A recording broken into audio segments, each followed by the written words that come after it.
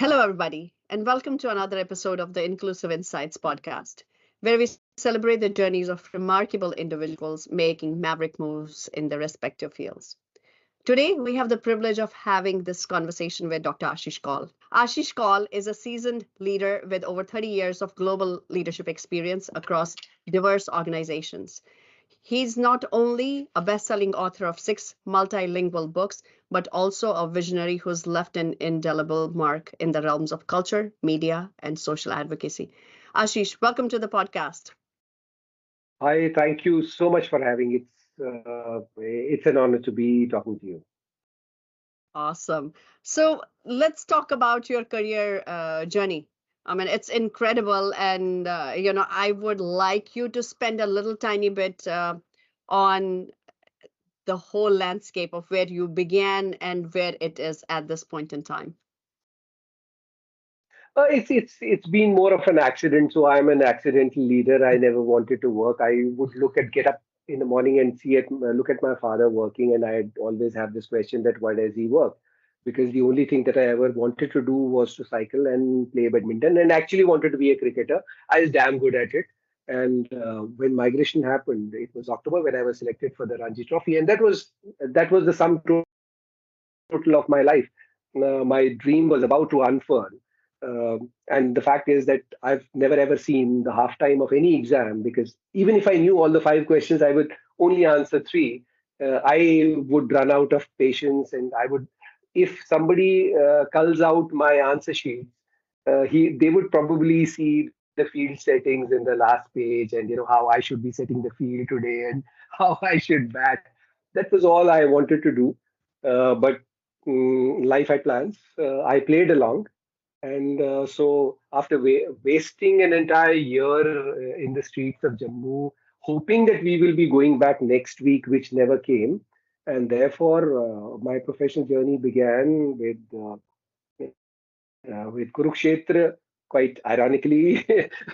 So the battlefield shifted to Panipat and to Delhi. So it was the I think the setting was set with Kurukshetra in the background and Panipat in the foreground. So I began my journey from there, and it's been 31 years now. Been a part of some extraordinary business ideas that I was able to build, not just the businesses, but the business cases as well. And most of them, what gives me satisfaction yet makes me more hungry is that my career is built on businesses that people thought could not be done. So, as a true Kashmiri Pandit, you tell me this can't be done, I'll tell you a million ways with which it can be done. So, some of the most iconic brands in this part of the world were my creations. In fact, I happen to be the guy who got the first 2020 cricket format to India 2 years prior to IPL. So, Indian Cricket League was my project. Today, the way world watches television, right from the policy papers to the technology, the business case, Dish TV was my project, and so was so many other businesses that one was able to be a part of that. Eventually, I understood that my strength was to transform businesses, to take the businesses to the next level, which is what I've done now, last 3 decades.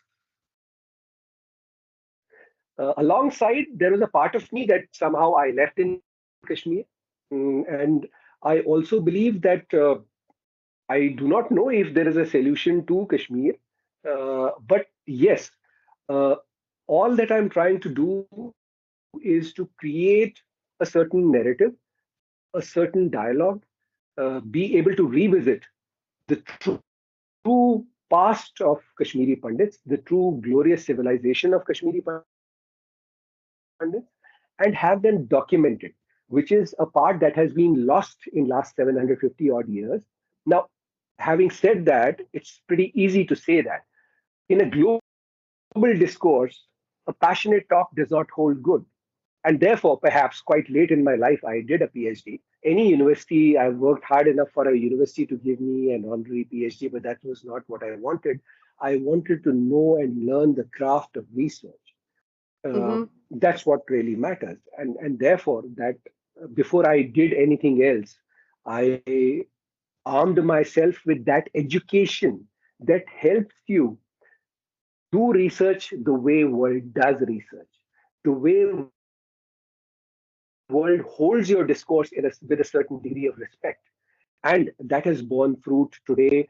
All the work that I've done, not only is it the first work, first research work validated by the government, but today that I'm very happy that that is and will be the first any academic, any global building work, resurgence of Kashmiri Pandits. If there is something which is validated, government approved, scientific, that's the work that I've done. That's amazing and incredible.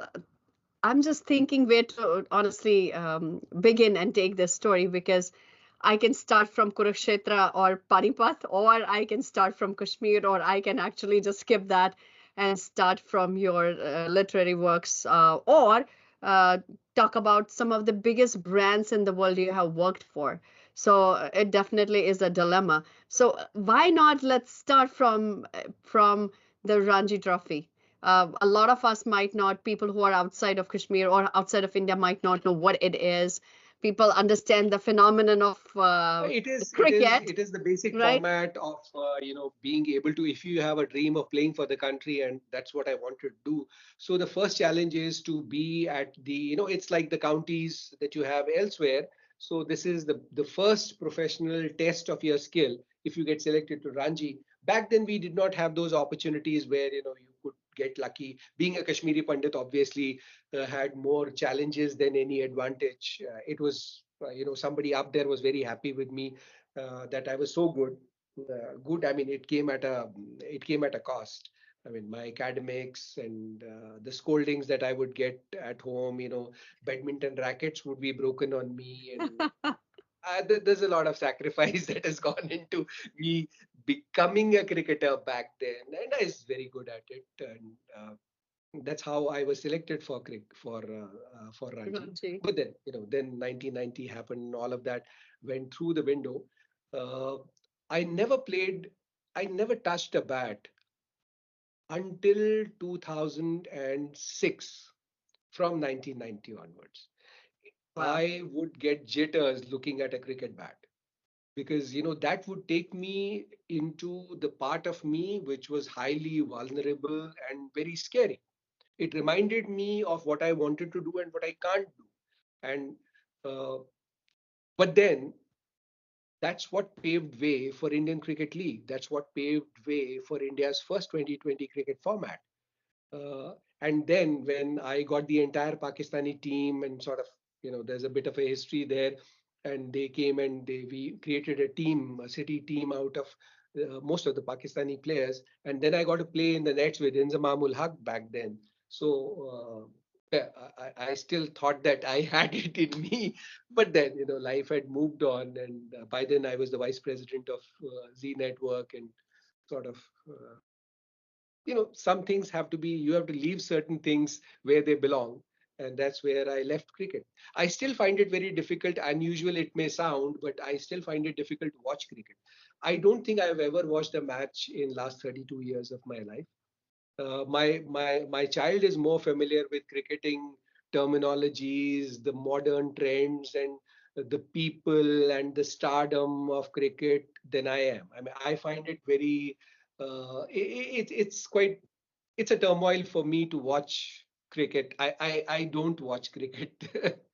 I So can feel the pain in your voice, but a really important lesson, or something we always uh, want to talk about, but not many of us have the guts to talk about, is not being able to do what you always dreamt of doing, like the pain associated with it, or the sense of failure associated with it, whether it's your fault or not. At the end of the day, you dream of doing something in life, and in your case it's cricket, but it could be someone wanting to be a doctor, someone wanting to be a CEO, someone wanting to be in a particular field, and things don't pan out as we plan, always. So how did you cope up with it? What was going on in No, your mind? that part was pretty simple. 1 year, those 52 weeks that I wasted in Jammu were sort of. I was very clear that we're never gonna go back now. And then I was looking at my own family, and we were eking out an existence out of a torn tent and shifted to a room which was the smallest cabin that I've ever acquired in my career has been bigger than the room that we eked out an existence in Jammu. It was four of us, and we could not sleep until we had tucked out the kitchen parts in that. So that's how we could sleep. So four of us in that very, very tiny room. And I remember, my mother still has the habit of uh, eating very little because there was no food. We would get about 250 ml of milk, and she would keep adding water to it and to feed the whole family. And I remember my father would walk. I mean, he never got a shoe for good 6 7 years of his life, and just keep on mending the same thing. And when I started studies, when I was studying in Panipat, the first year, I very clearly remember I slept for 9 months with my head just about 10 feet away from the railway track. So, because I could not afford, and I was not able to get a place in the hostel. So there was a Juggi, and Panipat railway station was undergoing transformation that time. So there were these Bihari laborers who had created Juggis alongside the track. So they charged me $70. They would give me a meal and a place to crash. So I the railway track was exactly 10 feet away, 10 feet away from my head. That's how I lived for the entire year. And that's how I began my life. I mean, there was nothing. I mean, there's a friend of mine who came from Kashmir once to see me, and when he looked at my wardrobe, and when he left in the morning, he left one of his shirts and one of his trousers. That was my companion for next 5 years. That's how life panned out. It was very difficult, but then, the best thing to do is accept the inevitability of it. If you don't accept that this is how it is, and nothing else can change, if you don't accept the reality of the situation, and I think I did not have the option of, any other way. I had to accept that because I believed that's maybe the kind of sportsman I was. I believed that, unless you take charge of the situation, nothing is going to change.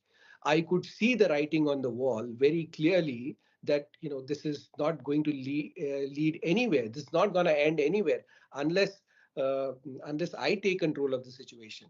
So there are only two ways: situation takes control of you, or you do it the other way. So I began, my first salary was about 1728 bucks in Delhi. No, that was much later. First salary was about 500 bucks when I started in 1994. Uh, that the way I got a job was sort of a miracle. There's a set of relatives who were in Delhi. They would live in Pusa campus in Delhi. And my one of my uncles, he was head of the seed research division. It was a fairly large family, and by then, a lot had changed in me. I had seen how relatives change, and I'd seen how relationships change. People who would come and stay with you for months, and certainly when you go there post migration, it's written very clearly on their in their eyes that kahin kuch mang to nahi lega. So there is that standard stuff. I've seen relationships change, I've seen equations change. uh, they were very nice to me, very, very nice to me. I would feel very uncomfortable because I had a very bad experience many a times in that limited time span.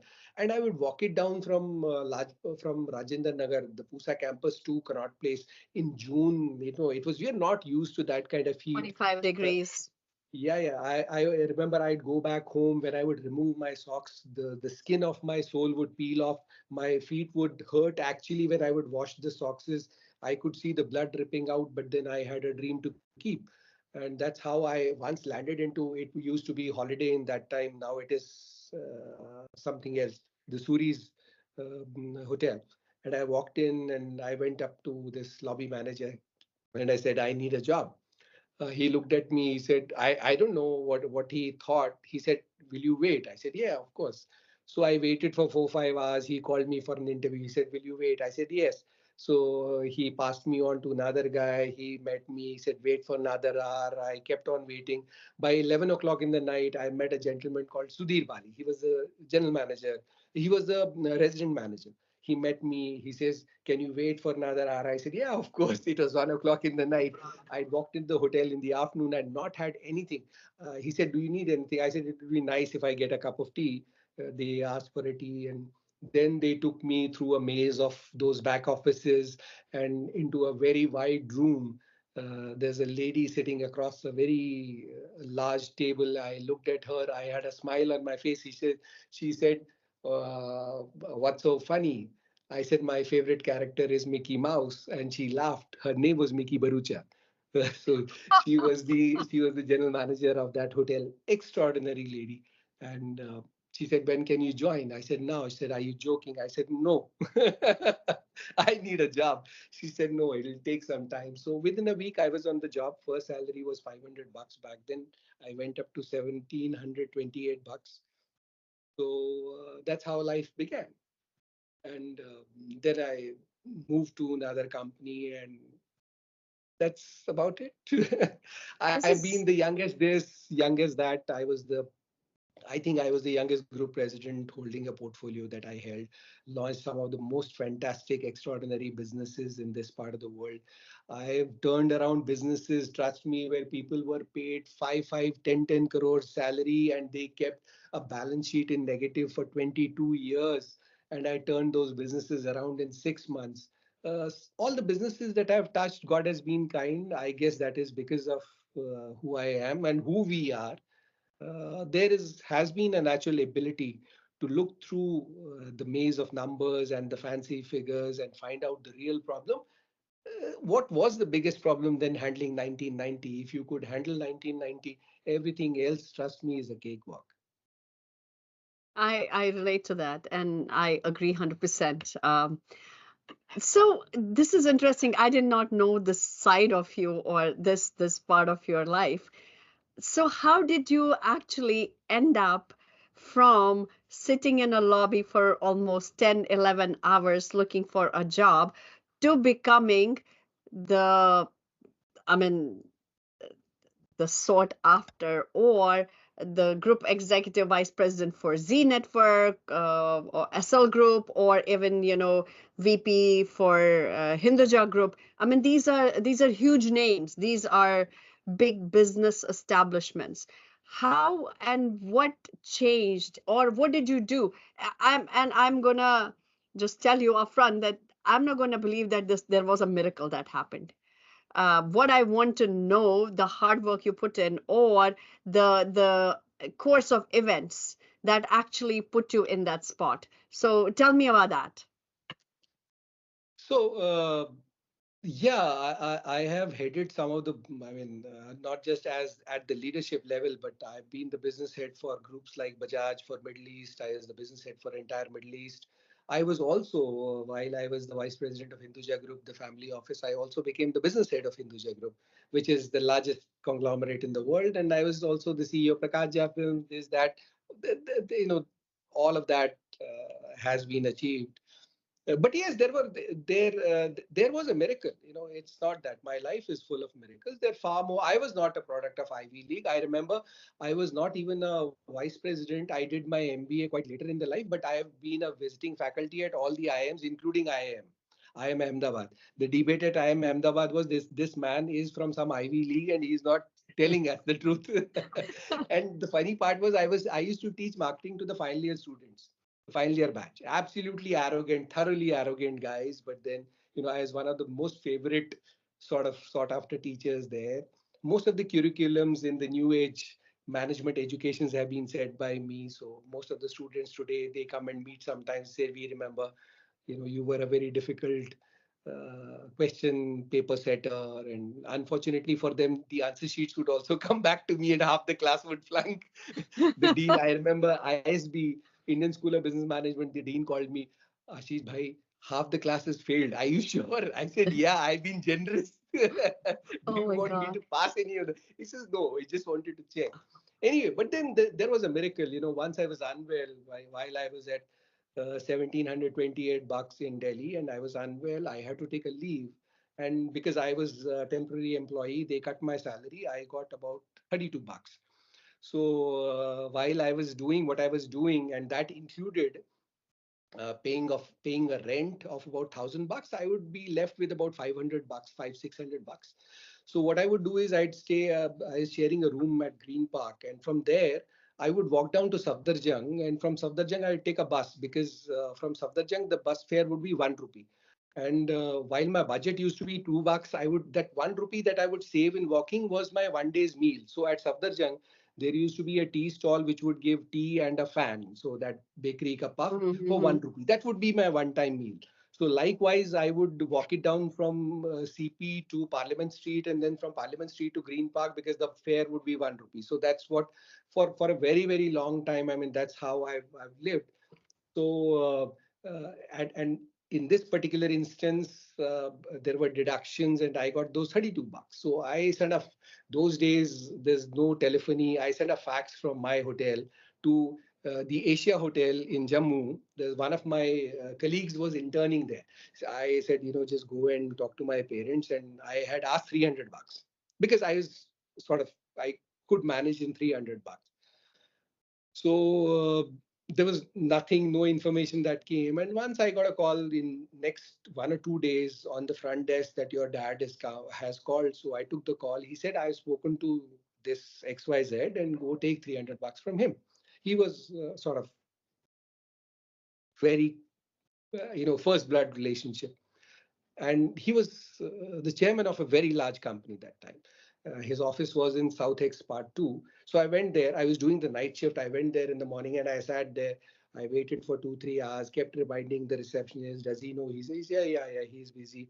I waited there for about 5 hours for those $300. And then I got up and I left. That was the miracle, and rest is history.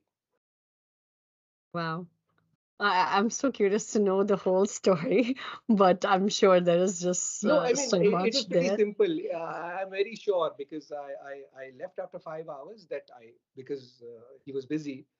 And I think maybe if I had waited for another minute or so, he would have possibly come out and given me those $300. And today I would not be talking to you.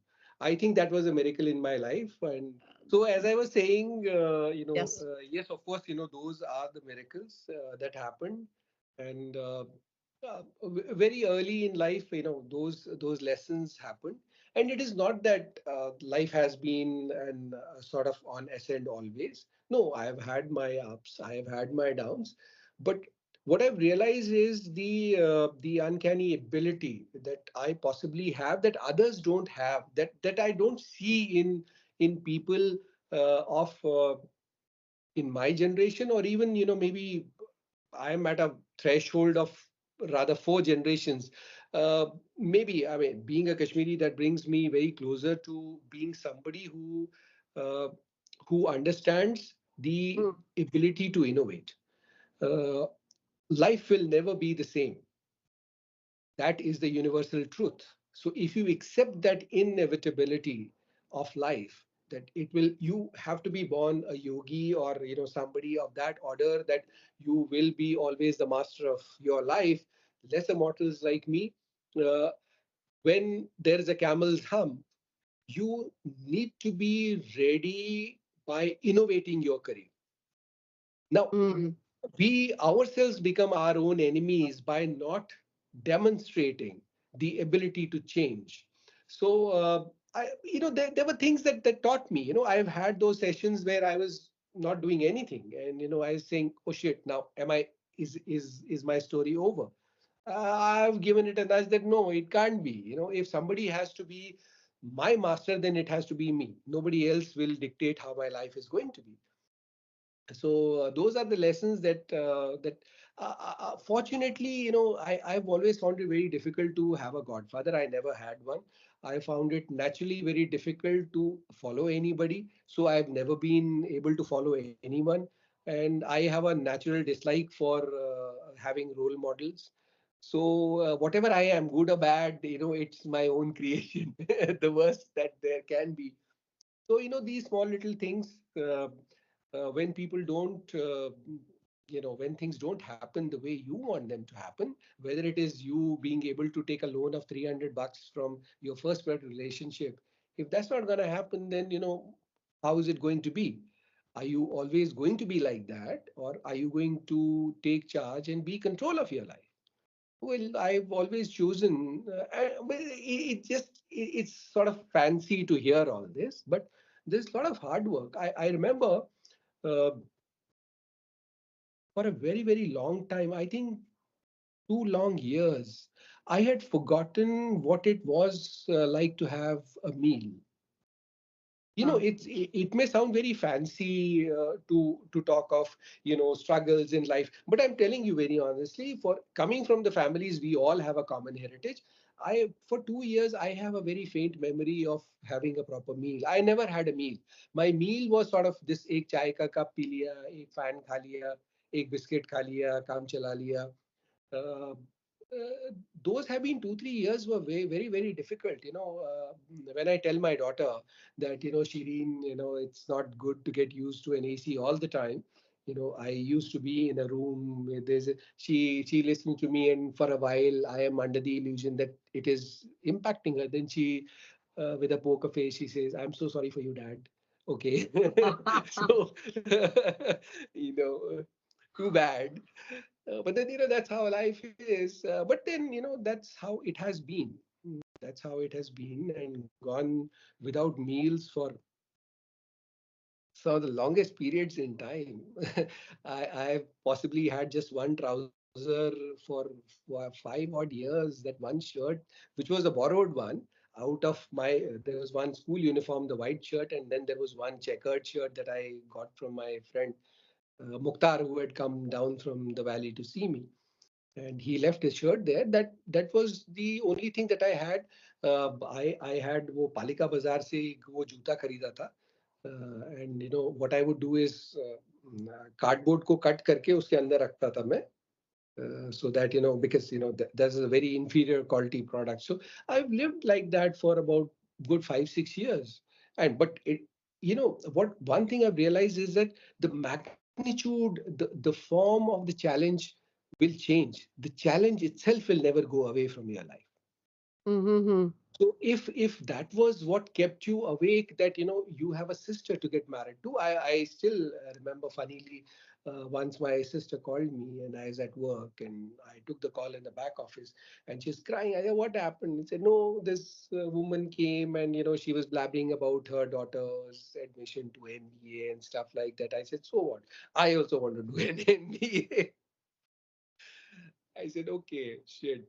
So how do you do that? And I had a I have a very strange relationship with my sister, with my father. My sister and me, 60 seconds is maximum we can spend peacefully together. Then we will be at each other, pulling here and fighting, throwing things at each other. And but then I still remember, my sister was maybe 4 or 5 years old, and my father was not well, and he called me. I was myself, my father, my daughter, my sister and me are separated by just about 3 years. So he called me. He said, this girl, who is she? She's not your sister. When I am gone, she's your daughter. Mm. So it sort of remained in my mind always like that. So when she said I have to, मुझे, and she said it like that, that there was no other option. मुझे भी MBA करना है, ऐसी की तैसी, मुझे भी MBA करना ही करना है. What does she think? Right, So right.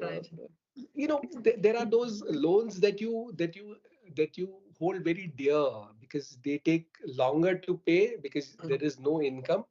But then you feel a sense of great responsibility, that it makes you feel responsible. It makes you feel accountable. That that is what being a family is all about. That what really matters is when you can't do it and you go and take that extra step for somebody that you hold dear. I think that's what being a family is all about, and that's what I learned, and that's, I think, this is a common trait for the entire community, for all of us. uh, So those were very, funny things that kept happening, and that's But how they it has always been. right. I think Always been. but that mindset I think is important. What you talked about, it could have gone either which way. Yeah, yeah, That you it were could have struggling, dangerously gone. right? Yeah. The way you were struggling, but I think mindset plays a big, big, big role. That you were able to understand the fact that hey, nothing is permanent. Things will change. Yeah, It's going and to be different, there were many right? things that I possibly that today, when the people who invite, and they're quite mesmerized by my success. So many things that people fancy, and but nobody realizes that it took me 30 years to be famous overnight, or let's say it took me 30 years of hard work to be successful So, overnight. People think that you become successful overnight, but there have been those 30 years of hard work, and those 30 years of pressure that you have in at because the only thing that you ever want to do is whatever you touch should not have been done by anybody else. Whatever you do should be a beacon of excellence. It should become a benchmark for others to follow. That's what drives me. And that it's easier said than done. Everybody wants to do the same thing. Is there mhm. anybody who would not want to do this? But it comes at a cost. It comes at a cost that, I remember a phase when you are in a role like that, then the nakhras go out of the window. I remember once there was a period of 90 days where I had taken 76 flights, and I reached home and I crashed uh, in the bed, and I woke up to find that there was somebody sleeping next to me, and the size sort of told me that somebody has come.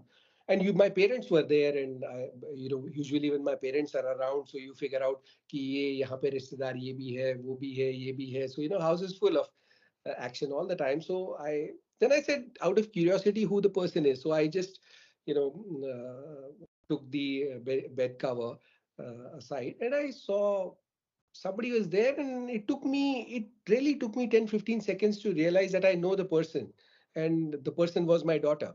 In my mind she was this, and I was looking at somebody who had grown so big. Those are the sacrifices that success demands. I have to be successful at my work. I've possibly failed at being a family man. I've never been there because the pressure of being successful is tremendous. It is excruciating, and that too, with my mindset, it becomes a deadly combination, because you don't want to do just a job. You want to do something which is nothing less than extraordinary.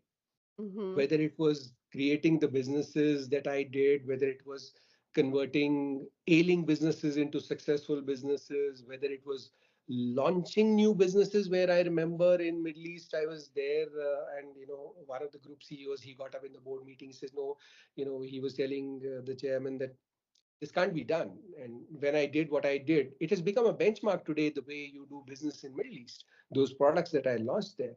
Uh, very, very funny things. But then it's not that, you wake up and you know that you are from an Ivy League and you will do this and things will change. Nothing of that sort ever happens in real life. I've paid a very heavy cost for, just before Corona. It was my dream to do this work, research based work, and I prepared myself for that. Corona changed everything. But it was not just Corona that changed everything. I had a battle to fight, and I realized that I had to take a film star to the court, because they wanted to do a film on one of my books, and they thought that they could do it without taking my permission or without engaging with me. So it became a very prominent case. I was up against a formidable celebrity supported by the government, and I realized, and everybody would tell me that Ashish, it's just a story, let it be, you will write, you are so capable. My own parents, यार क्यों उससे पंगा लेना है, वो इतना बड़ा आदमी है, उसके पीछे ये है, उसके पीछे प्रधानमंत्री का ऑफिस है. They would all tell me that.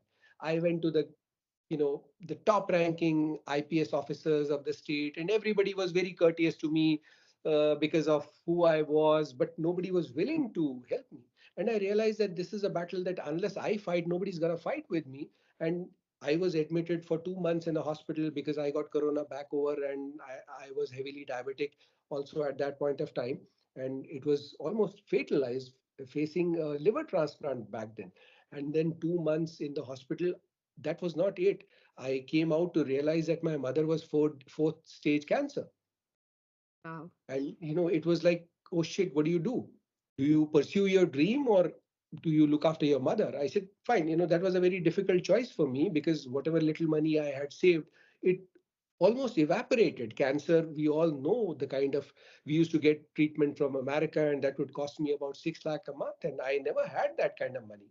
So in fact, I even borrowed money from my sister and stuff like that just to keep my, and trust me when I'm telling you this, I have no shame in admitting that 2 years ago I was in my Bombay home, and in the middle of the night I was like this, oh shit, I'll have to probably sell this house for my mother's treatment.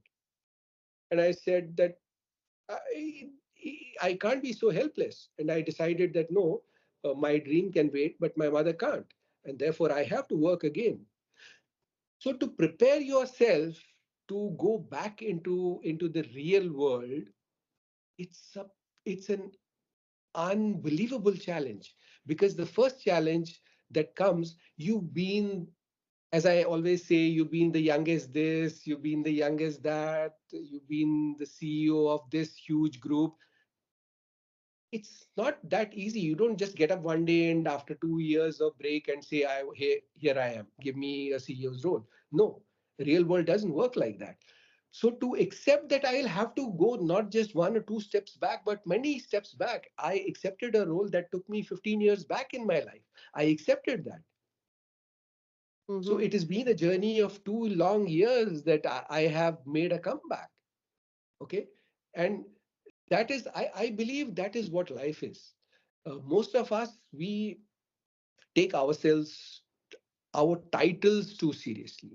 What I've realized is that all of this is in transition, which is the post that you are referring to on the LinkedIn. And it is, those words are not just words. That is what my life is all about. Mm-hmm. I never say anything that I don't believe in, or something that I have faced, or something that I've tried and tested.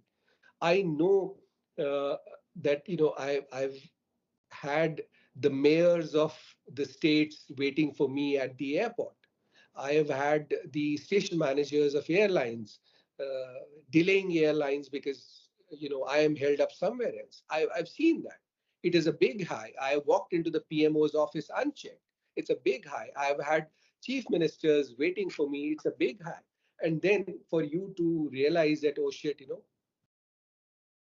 because once you lose that chair, it's not there. So all this is, and I've realized that today when I meet people, maybe because I've sort of uh, in a way not become a sage but sort of grown older, and I see these people with these fancy titles, and their whole existence sort of is modeled on their title.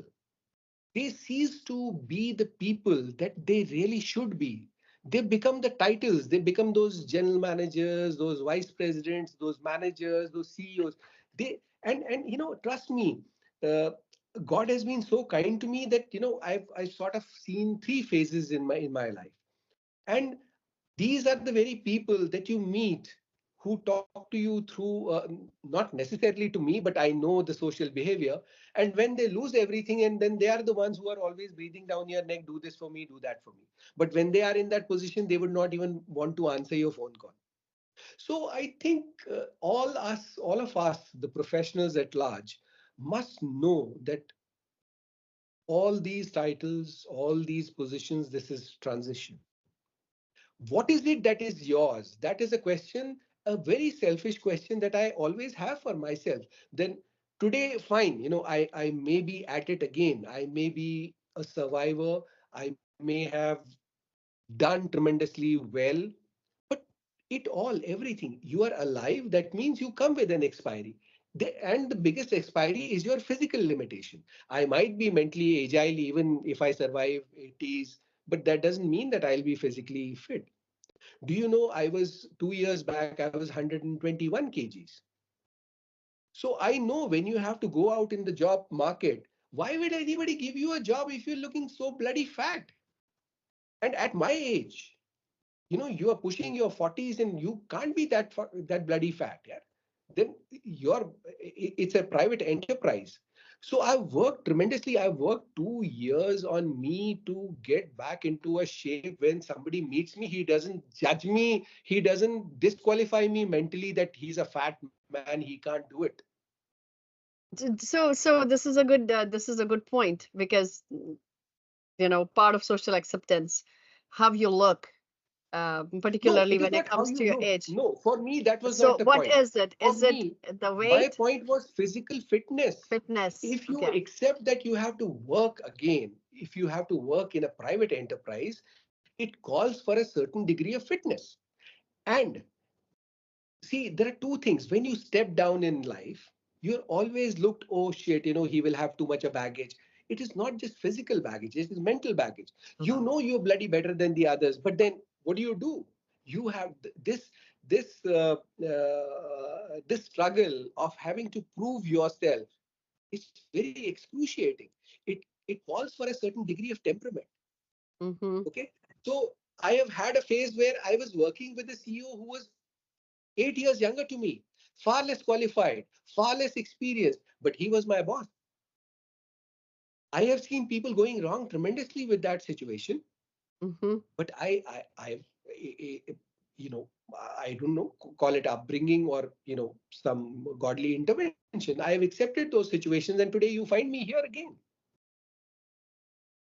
But then physical fitness plays a very important role, not for anybody else, for your own self.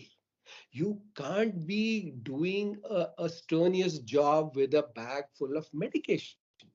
That's not a healthy sign. And that too, when you need to be in that situation. You might be a person who is working for fun. I'm not working for fun. If I have a situation, I would rather go back in time, play cricket, or I would rather curate content that I like. But I am not in that situation. I accept that, which is why I gave up on my dream again. So I have a dream somewhere in my bag. Mm-hmm. So it's just a question of, maybe when would that right time be? But then, as I said, my life has been full of miracles. People only choose to see the successful me. They don't, trust me, everybody wants to be me. Nobody wants to be my struggle. Yeah. Nobody wants to be the hard work that Ashish Kaul has done to be talking to Neetu. No, nobody wants to do that hard work. People just want to get lucky. They want to wake up in the morning and they want things to be honky dory. It doesn't work like that. So many life lessons here, because I love it how kind of black and white, and how practical this is, that hey, there is nothing called free lunches, right? You have to work for everything in life. You have to work for it. And that is the reality, and I have seen it, you have lived it, you have seen it, you're still seeing it. But this is the conversation we were having earlier, the feeling of entitlement. And you see it more and more in our newer generations, that everybody feels like, oh, I have a right to this, or I have a right to that. And for what it's worth, I think I'm actually personally happy that we were not brought up with that sense of entitlement. We had to work for everything that we have. And I think it also builds your character. It also builds, the resilience. It builds, it forces you to look outside of the box, think outside of the box, and come up with great ideas. Now that come up with great ideas takes me to the next question, which is, you have led some brilliant marketing campaigns. Are there any that kind of stand out and just brings a instant smile? I'm sure there are so many of them, but tell me one There are that you many. feel like you feel like absolutely like, damn, I did this. This is crazy. I could pull this together. So give me an example or tell us about one I can give you such. many actually. All of it, sometimes you look at your life and, every brick has been a challenge, and every brick actually has been something that people have told me you can't do this or Mm-hmm. this can't be done. Whether it was when I began to do when I wanted to write, and everybody, and rightly so, they felt that, I seriously don't have the temperament. I don't have the patience. Whatever should be done today, to me it should have been done last year, not yesterday. I Temperament is not a virtue that I have, and I'm not very proud of that. But it has worked well for me. Uh, so when I did my first book, everybody thought that, oh, it's a passionate man's rant. Talking about Kashmir and talking about tragedy is fashion. Nobody, and trust me, with a man of my reach, if I can't reach anybody in two calls, I'm sure I'll reach him in the third call. Uh, it has not been a cakewalk for me. But I was very clear that if I have to do authorship, it will not be self publishing, because that's not why you will ever be respected. And I am very clear, if not the number one, I will not settle. I will abandon the project if it is not the number two largest or the best ever publisher or that organization in that field. Uh, all of them happened, when I look at it, all my works have been done by the top publishers in this part of the world, whether it was Prabhat, whether it was Rupa, and all of them, when they looked at me, even before, and they know, acha, this man is a, sort of a CEO, so he thinks he's entitled and he's sort of experienced. That's how everybody looks at you. Writing a small article somewhere is very different from writing, let's say, a million words. It takes a lifetime. It Mm-hmm. really takes a lifetime for most of the authors to do that one book. And they all felt, acha, chai pio, coffee pio. It's sort of, trying to turn me away. And those are the people who have called me, said, yeah, we never expected this thing from you. And it happened. And all of those books have been sort of record breakers in that section. And trust me, I never had anybody backing me. I never had any association. I never had any samiti. And all my books have been the talk of the town. Even a Hindi book of mine was written by the most reputed English newspaper. It has never happened, unprecedented. All my books have been sort of released by the legends, including Amitabh Bachchan, who were so kind. And but then, how does that happen? It is impossible. Even, a film star today, even to shake hands, he charges crores. And there's this man who is sort of the ruling emperor of the world, Amitabh Bachchan, nothing more towering than him. He says, yeah, I will do this if I and in his words, he says, if I don't do this, I don't know what else I should do. That's So awesome. it is not just your access. It is not that you can make those three magical calls. You have to make it worthwhile for that person to come out and support you. So Mm-hmm. all that hard work, and the recent book that I did, Parmeshwari Agitation, 1967 Parmeshwari Agitation. I have a almost a 7 day job. My office time is 10 to 7. Mm-hmm. Okay. So by the time you get home, the only thing that you want to see is your back on the bed. Uh, for 6 months, I've done a full-time job, and I've spent a sleepless night doing 1967 Parmeshwari. It just doesn't happen like that. So today, if I have six bestsellers, it has taken a part of me that is never gonna come back. People are very happy. Acha, I saw your photograph with this legend, and you were written about there, you were written about there. This newspaper talks about you. We saw your photograph here, you were speaking there. Nobody realizes that I possibly have not slept in last 1 year. I may not have slept for more than 30 days. Yeah. I mean, everything comes at a cost, like everything you have to pay a price for. And not to mention that, I have my own child, I have a social responsibility, I have my parents who refuse to leave Jammu.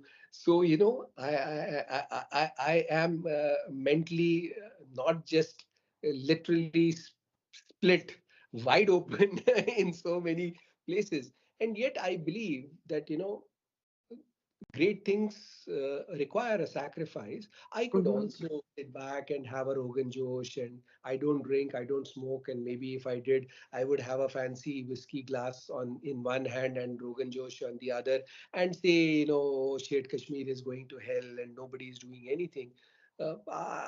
If anybody, I think among top three people, I should be up there to have the same sentiment.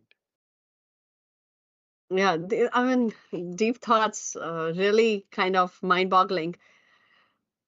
In all of this, I'm thinking one But then, has to yeah, have. okay, to still tick box or box tick your question. I think when we were doing this project, there's a massive project at Hero, and we wanted to give it a differential. And real estate companies, specifically this division, real estate has its own way of doing it. So I said, we can't be doing this. Everybody does that. If I'm doing it, it has to be different. He said, what different? I said, we'll create a world record. The world record, but who will accept it? I said, which is the biggest company that recognizes a world effort? They said, who? I said, Guinness. So I said, I'll do a world record and get Guinness to accept that. And they said, Guinness team came and they said 6 months. I said 15 days. I got it done in 13 days. That's incredible. But what was it? It was world's largest oil lantern, world's largest diya. Oh, wow. And it had to happen on the eve of Diwali. We preponed it by 2 days to coincide it with Dhanteras. The largest diya in the world had a capacity of I think, 2,000 liters of oil. I created a diya with a capacity of 3,200 liters of oil, and that's a world record. That's a Well, Guinness World Record. and what was the material? What was it made out of? Metal? It was steel. It was steel. It So was right steel. from identifying to testing, Guinness had given us 6 months. I said no, it has to be done this Diwali. When I said Diwali, they said, oh, Diwali में Wow. तो अभी 1.5 साल है. I said नहीं भाई, ये वाला दिवाली में करना है. Got it, got it, got it, got it. And is So it still like burning somewhere? Is it yeah, still yeah, like? we are now, my idea is to create, what I did was I sort of, gave it a spin. I dedicated that to peace in Kashmir. So you can't take it out of me. So, we had the co-commander, we had the former governor of Chandigarh. It is in Mohali. Is in So Mohali? I'm planning to shift it to a permanent location where it becomes a symbol of global peace. That's incredible. That's amazing. I had, the funny part was also I did something else also. I had almost 3,000 families donate oil for that because I felt that, looking at an object is one thing. Objects become inspiration when people see themselves into that. That's So I true. said, it was easier for me if I put in such a formidable effort. What's 3,000 liters of oil? I felt that while we had that, I felt that, let these people see it in that diya. So I said that this is for world peace. Let everybody come. So I was quite influenced by that Mr. Bachchan's that campaign, Do Boon Zindagi Ki. So I said, even if you want to donate 2 drops of oil, but I want your contribution. So people came and Punjab, those people have large hearts and they That's came true. and sort of it became history about 200. I had about 220 odd news people covering that event, who's who of everybody was there, Media. and yeah, and our company said we have never seen this in a lifetime. So I love this that you said, hey, it's just an object unless you can make people see themselves in it. It doesn't have the same connectivity or emotion. Um, and I think this is something, you talk a lot in leadership that, hey, you can drive your team only when you are able to light the same fire that is like, burning within you. The day you can do that, then your team is going to work with the same vigor or with the same mindset as you. So this tells me that the leadership in you, or the way you led teams or led people or led any campaign, is incredible. So in your mind, first of all, what does leadership mean to you, and how has your leadership been effective? How have you been able to drive such such change and foster growth throughout your career? It could be personal, professional, because leadership can be anywhere in any walk of life.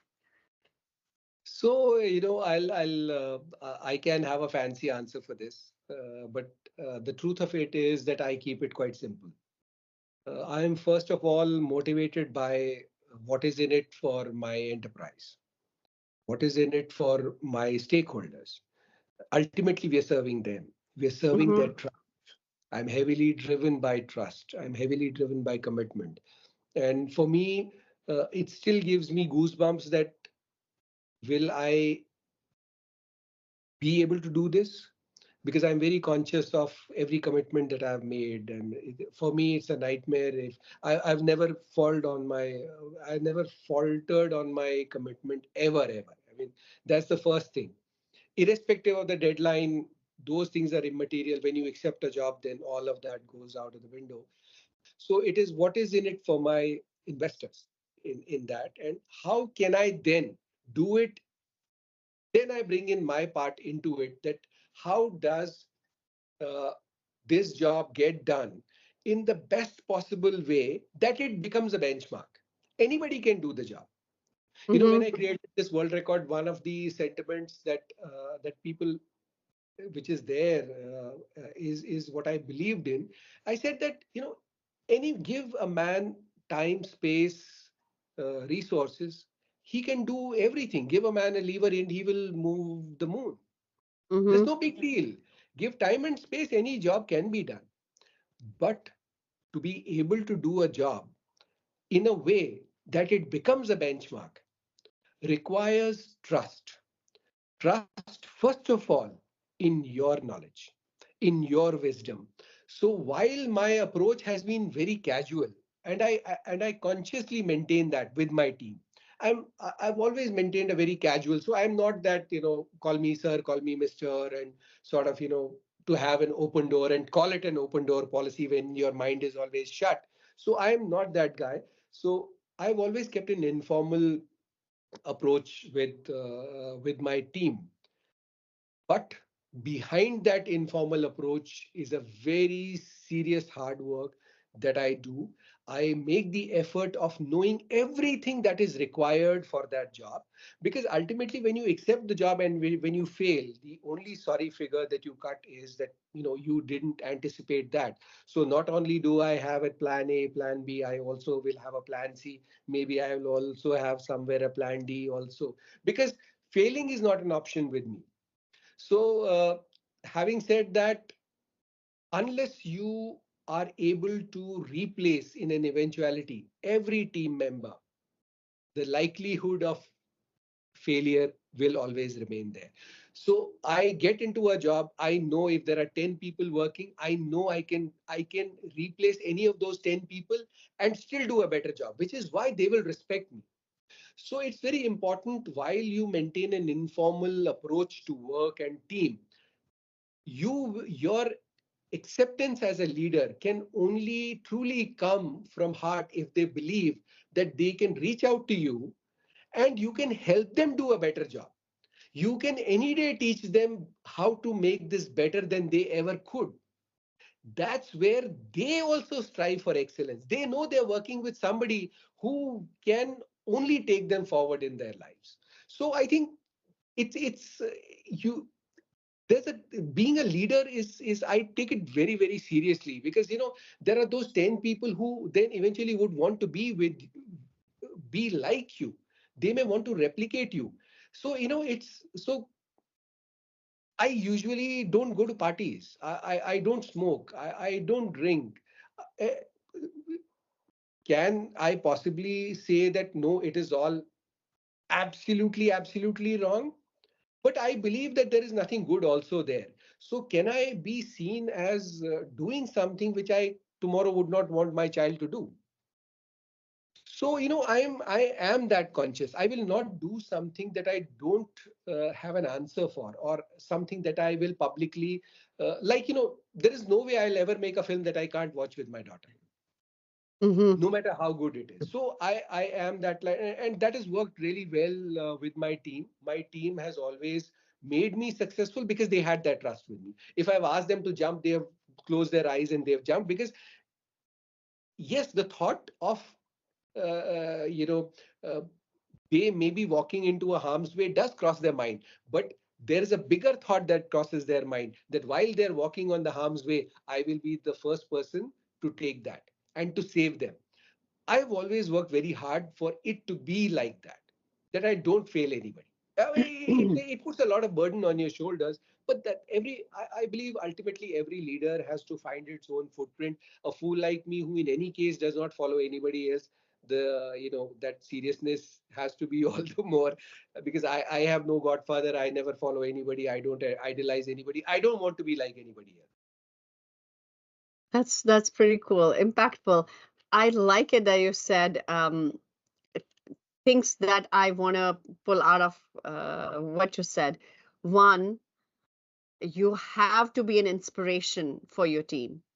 So when you have a team, that you have to be that good at what you do that your team is looking up to you, that dude, I want to be idolize you. I want to be like him someday or her someday. So that is the first one. And I think the thing that you started with is trust, that you have to instill that sense of trust in the whole team. And then one thing that I kind of was thinking about while you were talking is bringing in Steve Jobs here. So he said, "Hey, you hire all these smart people with a fabulous skill set, and then we tell them what to do." That's not the right way of managing anyone. You actually hire them because they have a skill that you don't possess, so they make you a whole. So I think what you were talking about is not that, hey, teach them how to do their job. It's that uh, you have to understand and you have to know and you have to appreciate what all they bring to the table, right? And And that's where as I the was respect saying that, comes in. you have to, as leaders, our biggest problem is our own experience. Mm, I've been very conscious of that. I don't want to be that experienced leader who thinks I am the only one who is God's gift to the mankind and everybody else should follow me. I'm very clear that everybody should have their own footprint, and everybody has their own footprint. It is your ability as a leader how to make people better and how to use that best so that the bestest result can be achieved. If you try and continuously coach them and breathe down their neck, they're never going to find their own footprint. I am very true. proud of, if I were to be very proud of one thing, then as a leader, I'm very proud of the fact that people who worked with me, right from management trainees, they're all HODs in fabulous organizations today, and they still give my name as a reference. And Awesome. they will never call me कि sir आपका नाम दे रहे हैं reference के लिए.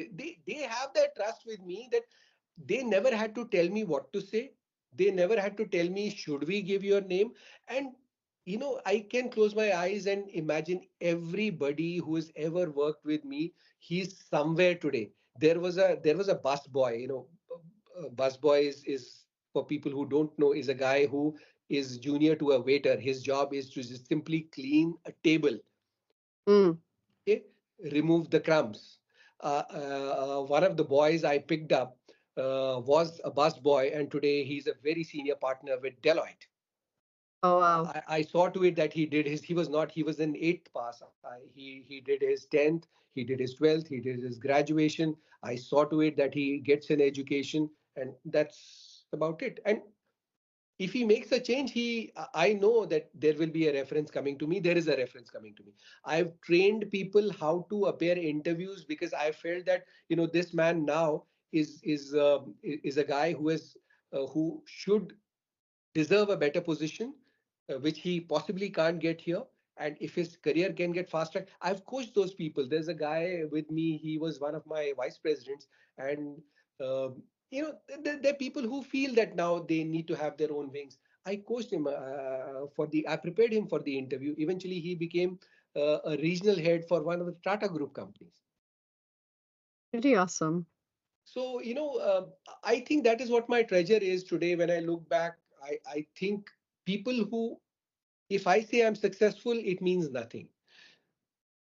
How successful are the people who worked with you?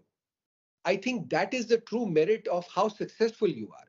Because when I say I made this, did I do it all alone? No, there was a team that was working. I just happened to be there. I was just Mhm. I was the symphony master, but everybody else had their job to do. So how successful you are is how successful teams that you led and how successful they are in their careers today. So Yeah, when I they look back, I know there is these five people who are HODs or CEOs somewhere, and this set of people is really doing so well, and some are doing fabulously. All of them are fabulously successful.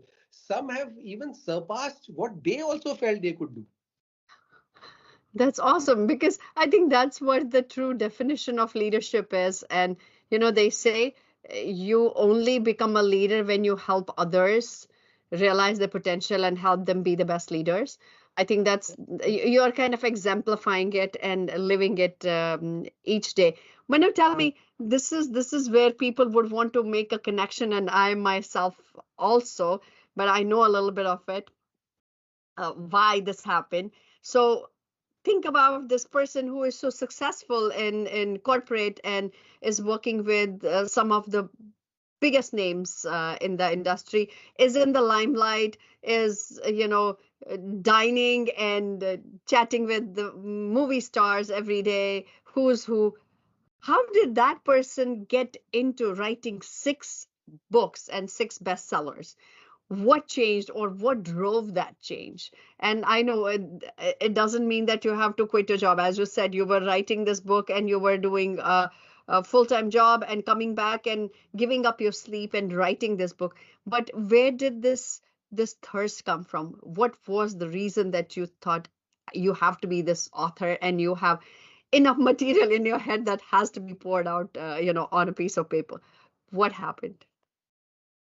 Oh, I really don't know. I mean, I've sort of been very uncoordinated and unplanned, and sort of I think that's been my strength. That give me a best plan and I'll tear it apart. If you But say you that, people who are listening, they might just say, let's be disorganized and just no, just but do then our own thing. I'd be very happy if people agree to be disorganized as long as they give that one thing result. So, Being yes, disorganized that's the key. still does not take away, maybe being disorganized is my biggest strength. People don't realize that. Don't try to be me. You know what I they don't call try it? to be like anybody else. They call it method to the madness, Madness. right? But then I'll tell you, it's such a contradiction that I've been now for about 30 years, and about good 22, 23 years in highly glamorized jobs where Hmm. my desk would have about 10 to 15 party invites, and 80% of them would be our in-house parties every single day. Can you make a guess how many parties I would have attended if I have about, let's say, 15 invitations every day for 25 years? Knowing you, probably 5. Very close, 3. three. Okay. I've never eaten at a party. I've always come back hungry from a party. I've always eaten at home. Even if it was 3 o'clock in the morning when I've been a bachelor, I've cooked my own food, no matter how bad it was. I've had my food at home. Do you know this needs a lot of discipline. This needs a lot of mental strength. And I don't know if average human is capable of doing it. And we were talking earlier today, and like it's all about convenience, right? We run after convenience. And when you make sacrifices that are of that magnitude, then I think the results are quite different. And that's what we see And in to your me, case. I never made any song and dance out of it because I'm very finicky about the food I eat. I'm very, being a Kashmiri Pandit, there is one compromise I will never make is the food. Food. So I have always felt that, the best of the five stars can't satisfy me. So I might as well make my own food. And, sort of it's been a habit that I love the informality of my food, my people, my family, my friend. I still have the same friends, what I had. I my None of my habits have changed. I still wear the same set of clothes. I uh, uh, Nothing in me has ever changed. I still, my likes, my dislikes have never changed. Never ever have they changed. Uh, Everything around you has changed, but you are Yeah, that yes, yes. Everything around stable. me has changed, and that has, on the contrary, that has given me all the more strength to believe that, yeah, if I do something, I believe, sort of it has worked well for me, because all this change around me that I've seen is I've seen where it goes. But then, to answer that specific question, that what drove me to that is that, it was always there. It was always there. I remember when I first wrote, I was in class 11th. There was a newspaper called Kashmir Post, if I remember it correctly. It was run by a Pandit family. It was either Kashmir Post or Samachar Post. I think it was Kashmir Post. And I'd written that how Hindu homes were being targeted in Anantnag. Mm-hmm. Back then, it had appeared as that, letters to the editor. And my father was summoned to the court. It was, had we not been who we were at that particular point of time, it would have been very nasty for us. But he was called to the court, not formally but informally. कि यार ये आपके बेटे ने ऐसा कैसे लिख दिया और ये और वो, and I was really pulled up. It always remained in my mind that this is how we are being targeted. And eventually, when I had the time, I always wanted to do that. I wanted, because people would always have that question, that are you really the tribe of contradiction, cowards on one hand and so-called intellectuals on the other, and then being laced as elitists, opportunists by people like Barkha and stuff like that. So, I've always had that at the back of my mind. It is just that sometimes you need some trigger point for you to, take the decision that is required. And in my case, it was, I think my daughter had a very important role to play in that. My daughter also, like everybody else's child born out of the 90s, after 90s in Bombay, considers herself to be a Marathi more, and absolutely no clue about Kashmir. And always this question that, why are you guys so passionate about Kashmir? People are dying. Why the hell are you care? Why do you care about Kashmir? Why do you even want to even think about Kashmir when people are dying and this is how persecuted you were? And once she asked me a question, and that was the flight that we took from Jammu to Srinagar, Srinagar to Bombay. It was the same flight. And my reaction always when the door opens in the valley is very different to when the air hits you. It's very different. And for her, she had seen Kashmir for the first time from the top. And she asked me, we are Kashmiris. I said, yes. Kashmir is so beautiful. I said, yes, of course. It's a no-brainer. But why don't we live here? So it came to me, it was just on the tip of my tongue to say and to spur out everything, the venom that, these bloody people, they killed us, they butchered us, this happened, that happened. That's what I want to tell her, but I did not do that. I felt it was unfair of me to tell, back then she was hardly 12, to tell a 12-year-old person like this. Eventually, I wanted her to grow up and I wanted her to understand. Mm-hmm. You see, sometimes you speak because you want to speak. Sometimes you hear because you want to respond. Sometimes I believe you should hear to understand. I wanted her to hear so that she could understand. And I felt that the story of Kashmir needed to be written, not just for my daughter, but maybe 500,000 kids who were born post 90s who have no idea, and knowing our forefathers, knowing our fathers, knowing our families, they would never tell them the truth. And eventually this would enforce, this would further articulate that you are a tribe of cowards. I would not want anybody telling my daughter like that. I wouldn't want my child, my friend, my person to be looked from that prism. And therefore, refugee camp happened. And Mm-hmm. for which the chief of the former army, the chief of the army staff, he was the guy who forwarded that. He wrote that and General J.J. Singh, he was a corps commander in Kashmir. He was ambushed and very lucky to survive.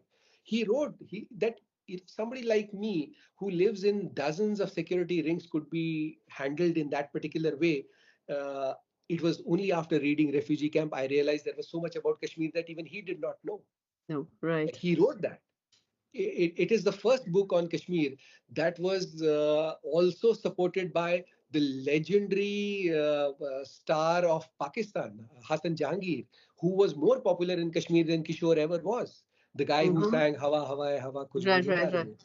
So, and when I asked him, I said, Hassan, will you support this? He very, he's a very gentle sort of a guy. He says, Ashish bhai, आपकी मेरी कोई दुश्मनी है? बोला नहीं, मैंने आपके साथ कभी कुछ बुरा किया है? ऐसे नहीं, आप क्यों चाहते हो कि लोग मुझे घर में घुस के गोली मार देंगे? And I just left it at that. I sent him a version. He called me. He says, no, I've read the book. If this is one book that Pakistani should read, then this is the book that they should read. And he endorsed that. And so his blurb is right up there, the first one, who said that this is one book that people should read. And it became a rage. 2018-19, it's the highest ever sold book that time. A book written in Hindi, which had significant sales coming in from the southern part of the country, which was what my objective has always been. Your father, my father, they know the problem.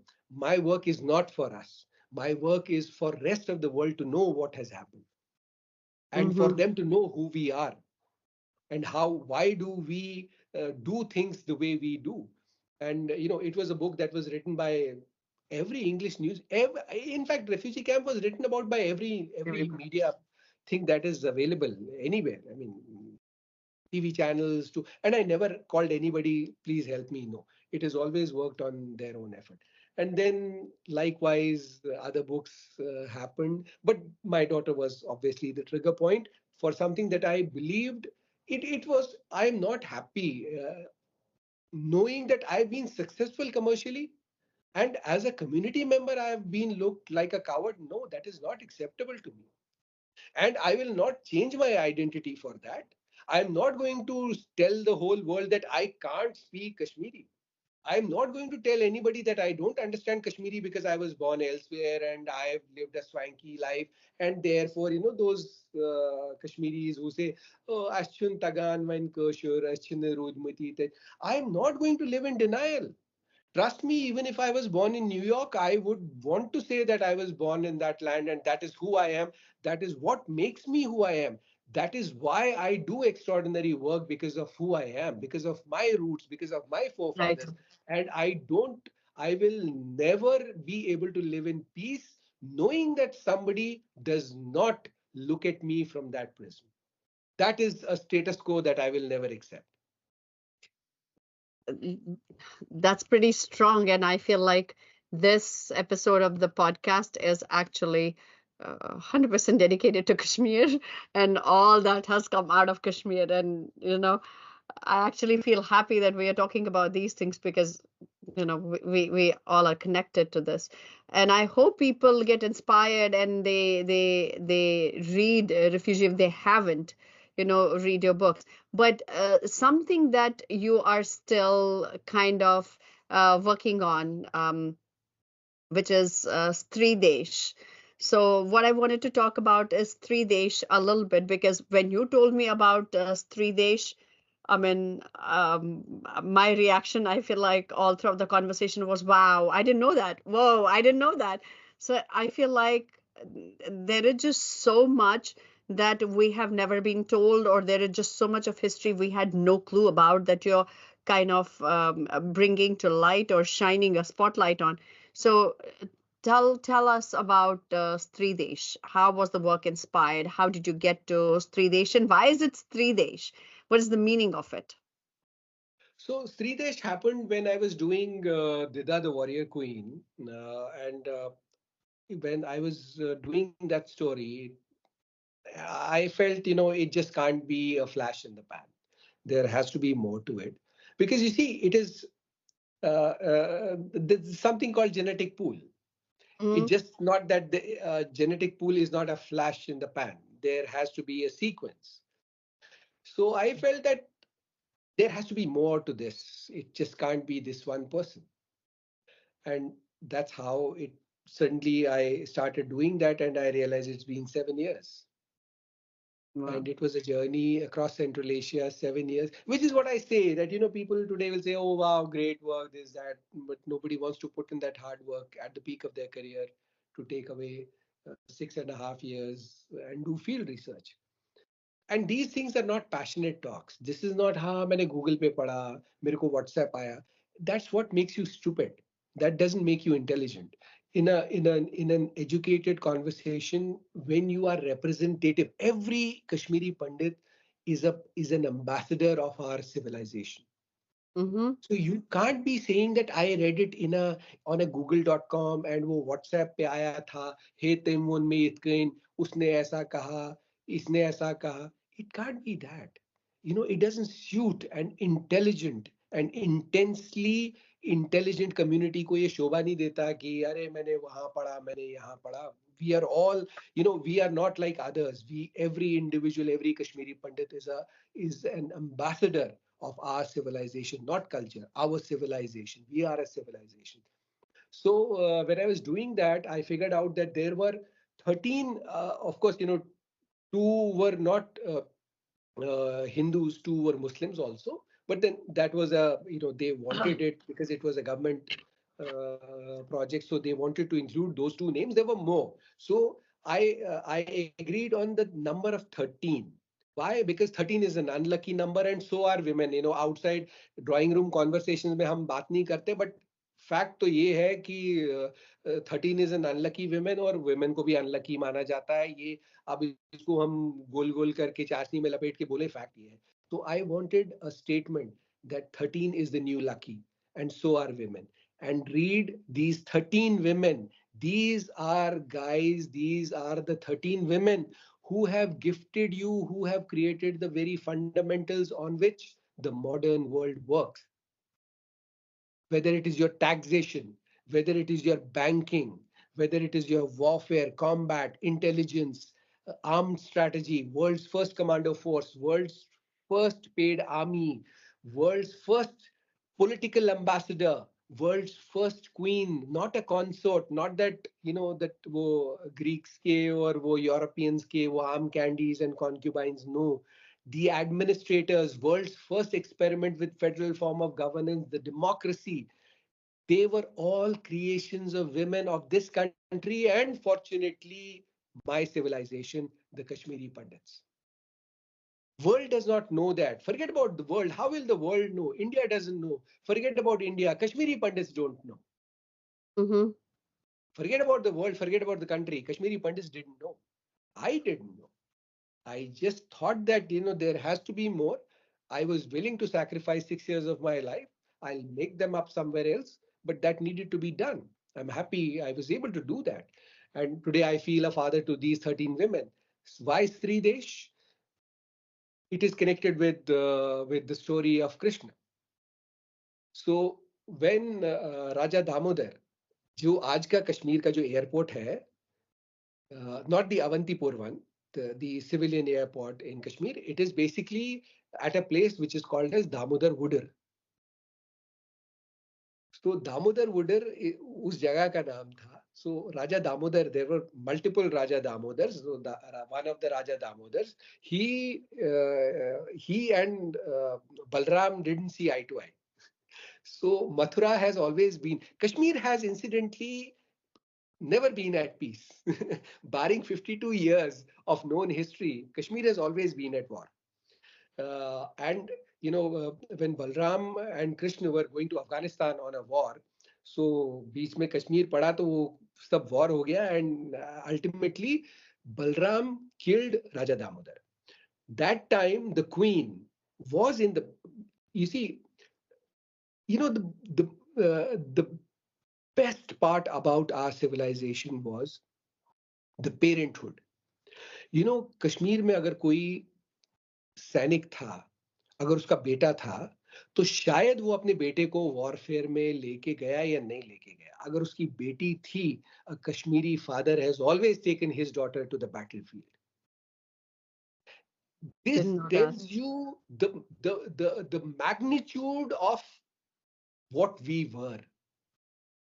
Mm-hmm. Okay, so Queen Yashovati was pregnant that time, and when the king was killed, so there was a big, to cut the long story short, nobody wanted her to be the queen. So Krishna convinced everybody, all the ministers, that no, she has my support, she's a deserving person, and she should be the queen. And he built a public consensus on Yashovati to be the queen while she was pregnant. And when he anointed, he said, where but in this universe could a queen really be the king? Because this is, if nothing, this is but nothing, Streedesh. This is the land of the power, the seat of womanhood for the whole world. So this is Streedesh. So this is the desh of the Stree, and this Stree rules the entire world, and that privilege is only for Kashmiri women, and that was why I called it Streedesh. So Didda was one of them. Another extraordinary story, misrepresented all through, converted into a vamp, converted into an object of a characterless woman, as referred by Kalhan also, that she was a characterless woman. She used her sexuality to be in the power, killed her grandsons, and all of that rubbish was going around. So now imagine, the discourse is pretty simple. There's a girl child born. She's abandoned at birth by her parents, no less than the king and the queen herself. So a Mm-hmm. princess at birth is abandoned by her parents. She is raised by a maid. And why Imagine. was she abandoned? What was the reason? Yeah. Because she was a girl child? No, the story was King Simharaj. He was already one of the legendary kings of his time. Ruling, his kingdom was Lohar. It's a very, very large kingdom. I mean, that's a greater discussion. But he prayed to God and said, Ki, I have two sons and I have no expectation from these two sons. They're thoroughly useless. I don't know what will happen to my kingdom, so please give me a daughter. We're talking about mind inside the minds of some of the greatest men. Mm-hmm. See, the way a man is conceived today, imagine, he has two sons. He's one of the legendary kings. He's the son-in-law of the king of Shahi dynasty, which controls entire Central Asia. Okay? Mm-hmm. And he says, boss, बहुत हो गया, मेरे को एक लड़की दे दो जो मेरे किंगडम को संभाल सके, मेरे बेटों से मुझे कोई उम्मीद नहीं है. And eventually, when the daughter is born, the same guy decides to abandon the girl. She is raised by a maid for 25 long years. She becomes on her own merit, because she's abandoned. She becomes on her own merit the bravest, the greatest, and the longest serving queen in the world. We always thought of Elizabeth. Yeah. And she became the queen who ruled the largest landmass on the northern territories. Why was she abandoned, to answer your question? Because she was born disabled. Ah. Think for a while, take a step back. A girl child is abandoned because she was born disabled. She rises against the 10th century India, the ascending 10th century India, which is known as the Sone ki Chidiya, where 528 odd kingdoms are always living their legendary lives. And there is this girl child who becomes the most feared queen in the world, the first ever queen to be called a witch. Why? Because powerful men could not accept the ascendance of a girl who never faced defeat, who, when walking into a battlefield, would turn the battle on its head. They would say, दिदा के time में एक ही मर्द था, वो खुद दिदा. तो Wow. बड़े बड़े राजा उसके सामने कांपते थे. That was her bravery. Who? A girl child who was abandoned at birth, who ruled entire Kashmir, who ruled entire West Pakistan, Lahore, Poonch, Rajouri, who ruled the Central Asia, single girl, who created the concept of unified India, who she was forced into sati, the first documented queen in the world who revolted against sati, and she used sati practice to kill her own enemies. She said, अगर किसी को मरना ही है तो मेरे दुश्मन मरेंगे, मैं क्यों मरूंगी? Insane. I had no clue. So, As I said, so so many stories you told me, Didda I had is no the clue. Didda. I told you Didda was disabled. Now, a person who is disabled in the leg, what would be her favorite sport if at all she had a favorite sport? Maybe play chess or badminton if it existed that time. What was Didda's favorite sport? Sprinting. She would run. Take a moment and think the mind of one of the greatest people ever born on this world who doesn't have a leg and her passion is to run. Mm-hmm. And somebody who created the war strategies, the frontiers, the paid armies, the world's first commando force had nothing to do with men. It was creation of a woman from Kashmir. Counterintelligence mechanism. We live in the world of UDIs and all of this CBIs and RAWs of the world and ISIs. World's first counterintelligence mechanism that ran missions as early as 10th century had nothing to do with men. It was creation of a Kashmiri woman. The deadliest war strategy ever on this planet is the guerrilla warfare. Nobody has ever won a guerrilla warfare tactic. Everybody has used it, right from Chhatrapati Shivaji to the Britishers and everybody else. It had nothing to do with men. It was creation of a Kashmiri woman. The greatest war strategy in the world was creation of a Kashmiri woman who was abandoned because she was considered to be a bad woman, who learned warfare on her own merit This is incredible. and was This a is student of Sharda. so cool. I mean, part of me is like questioning what was wrong with people. Why would they just let this all die? And what was the reason that there was so much discrimination? I know you talk about gender neutrality, but why was there so much discrimination? Or why were the girls or the females not promoted because they possess skills? What happened? I mean, I know this is probably a long story, but generally will be like, okay, if you have two things and one feels like is valuable, you would want to, preserve it or make it turn into something that is much more valuable, versus the other part, which is like probably not that good. Basically, why didn't these women, why did they vanish? Why were they not actually the heroes we have never, taught about, our kids or our parents taught about these guys to us? Where was the disconnect? Where did this link break? So the link broke as we discussed earlier in our discussion about 750 years ago. The entire landscape changed, culture changed, religion changed, everything changed, the social order changed. So there was no space for you to further or to evolve any further. Uh, the narrative shrank to the extent that you would be very happy if you lived another hour. So there was no space for all of that. And maybe back then people would have thought that maybe, live another day and we'll figure out later. But that took 800 years. So that's too long a time. And everything else eventually changed. But one thing that did not change was the role of women only in one civilization, the Kashmiri Pandits. They tried their best. If you see how Kashmiri women, we are not talking about exceptions. Exceptions, good, bad people exist anyway.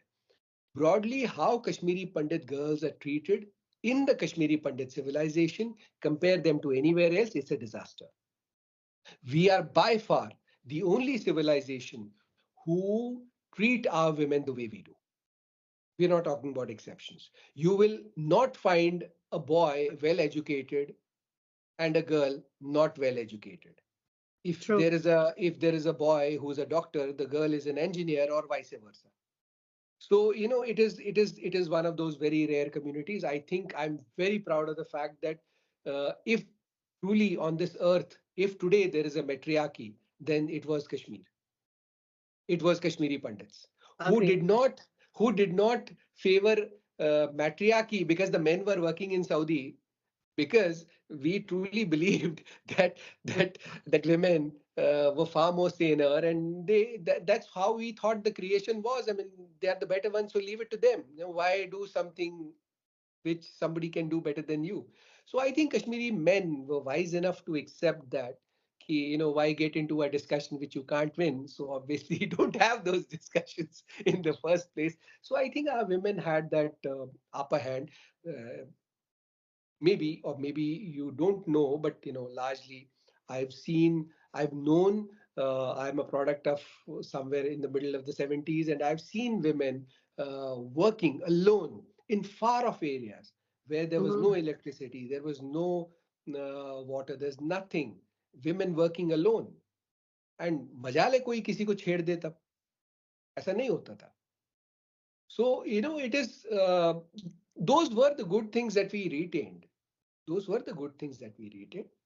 I wish we could go back and start, you know, telling them that why their hair was important, what was the significance of their hair. But again, it's convenience versus maintaining tradition. It is Yeah, again, so you choose for yourself. So the importance of the dejhor, that what it takes. Why was you were the custodians? It was not me. Providence or destiny chose you as the custodian of something that you dangle as a jewelry, but that has a far greater impact and meaning. Somebody should perhaps start doing Yagnopavita girls again. So today, as I was saying, that there is severe need of one preserving, then restoring, and then taking it further. There needs to be that institution that does these three things. that's like that makes all the sense. That makes all the sense, and I think there is just so much to absorb in this conversation. This needs another episode where we can go a little bit deeper about things that we talked earlier, which was the history of Kashmir and how everything changed and what the civilization has gone through. When I think about this, I mean, I feel like it's the genocide in the true meaning, because we are probably not what we were 800 years ago, or whenever. We are like whole bit different, but with the same DNA. So I think this was one of those conversations that is just making me pause every 2 minutes and be like, okay, I need to understand this in more detail. I have big, for multiple reasons. One is my background. One is my connection to Kashmir. One is that I relate to so many things that you have narrated or told me. So I feel like, oh my God, there is just so much for me. And I'm hoping that whoever listens to this podcast, there might be things in between that they don't relate to, but please go and search those things, read up on those things, and see what you can get. And I'm hoping we can do another episode soon, that we can talk a little bit more deeply about your books. We understand the inspiration, but where is it going from now on? Um, I know that that's your bottom line, that you want to leave a legacy. You want to leave something for the future generations, and that's something that we want to talk about. And your thoughts, your ideas about how this can be preserved, how this could be brought back to glory. How can we time travel and just go back 800 years or 1,000 years and just be the same old civilization that everybody looked up to across the globe. But thank you so much for sharing all these insights, this remarkable journey with us. I'm super thankful. I have learned so much. I feel like it's like multiple lifetimes of knowledge poured into me. And I hope our listeners feel the same way. The dedication to the culture, your philosophy around leadership, the knack for storytelling. It's inspirational. It's amazing. It feels like that. It's uh, not possible to have all of this in this one container, which is you. So how does that happen? I don't know. It's an anomaly, and as you said, miracles do happen. So thank you so much. We have gained so much valuable information out of this one podcast. What is this one message that you would want to give the listeners, um, from you, that they can keep with themselves? Pretty simple. You see, world has so many great things to offer. In the real world outside of Kashmir, you will always be exposed to so many great things. Not necessarily all things are bad, but there are great things available, great cultures, everything. Word of caution is only before you, there is always a difference between knowing something which is good and allowing that thing to replace who you are. First and foremost, know who you are, know what is good out there, and decide if it is worth replacing what you have. Don't just go around replacing what you have because you feel that is fancy. What you have is incomparable in this entire cosmos. Mm-hmm. If you ever find something which is, but first of all, for that to happen, you need to take a journey deep within. You have to understand who you are. Once you do that, take a conscious call. You can, I'm not saying that, 100 out of 100, there's nothing outside the world that you can't assimilate. You always know, I mean, there are billion fruits out there, but doesn't mean that you need to give up on what you have. What is outside of the window has its own place. What you have is is also a part of you. Before you allow a part of you to be consumed by something, know whether it is worth having. But for that, it is very important for you to make that effort to know who you are, know your legacy, know your story, know your value systems, and then take a call. Very profound, very powerful words, and I absolutely agree with you. Don't make a stupid trade just because it's in fashion. So 100% agree with it. So thank you so much, Ashish, for all this time. I know it's middle of the night for you, or probably early morning for you in Mumbai. So thank you so much, and thank you to our listeners for tuning in and being part of this journey with you. And I hope they continue to listen to other episodes and getting inspired. So until next time, please be yourself, keep on creating, and know that you are unstoppable. So just listen to your heart and don't make stupid trades. Thank you. All right. Thank you. Thank you so much.